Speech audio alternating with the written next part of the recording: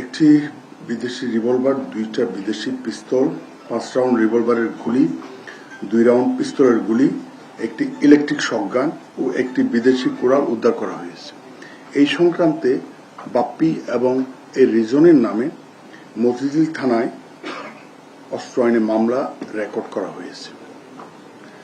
পাশাপাশি আপনার গত মাসে একজনকে হত্যার চেষ্টা করা হয়েছিল সবুজবাগ থানা এলাকাতে। এই ভিকটিমের নাম ছিল আমিন আহমেদ মিটু। তার ঘাড় ভেঙে দেওয়া হয়েছিল।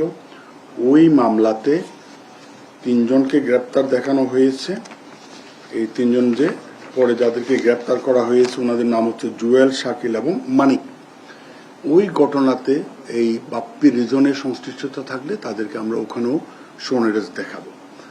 তো তাহলে এই সামগ্রিক অপারেশনে আমাদের 3টা মামলা কার্যক্রম চলমান আছে।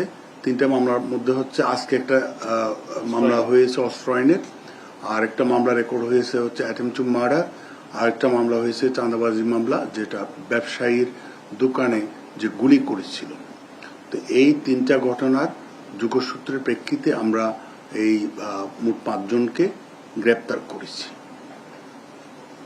এই আমাদের প্রেস ব্রিফিং এর মূল উপপাদ্য। আপনাদেরকে প্রেস ব্রিফিং এর কপিটা আমি শেষ করিনি।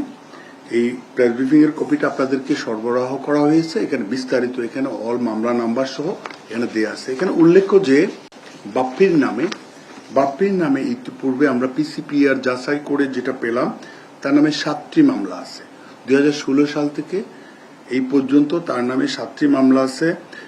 2016 সালে একটা চাঁদাবাজির মামলা, 2016 সালে একটা দ্রুত বিচার আইনের মামলা, তারপর 2016 সালে একটা সুইসাইডের অ্যাবেটার হিসাবে একটা মামলা, তারপর 2025 সালে আপনার নারী নির্যাতন মামলা, আর 2022 সালে একটা অ্যাটেম্পট টু মার্ডারের একটা মামলা, তারপর 2022 সালে আরেকটা নারী নির্যাতন মামলা, আরেকটা মামলা খিলগাঁও থানার একটা মামলা আছে, সেটা 2018 সালের মাদকদ্রব্য নিয়ন্ত্রণের মামলা। তার নামে মোট 7টি মামলা আছে চলমান। তো এর সাথে আরো এই 2-3টা মামলা সংযুক্ত হবে।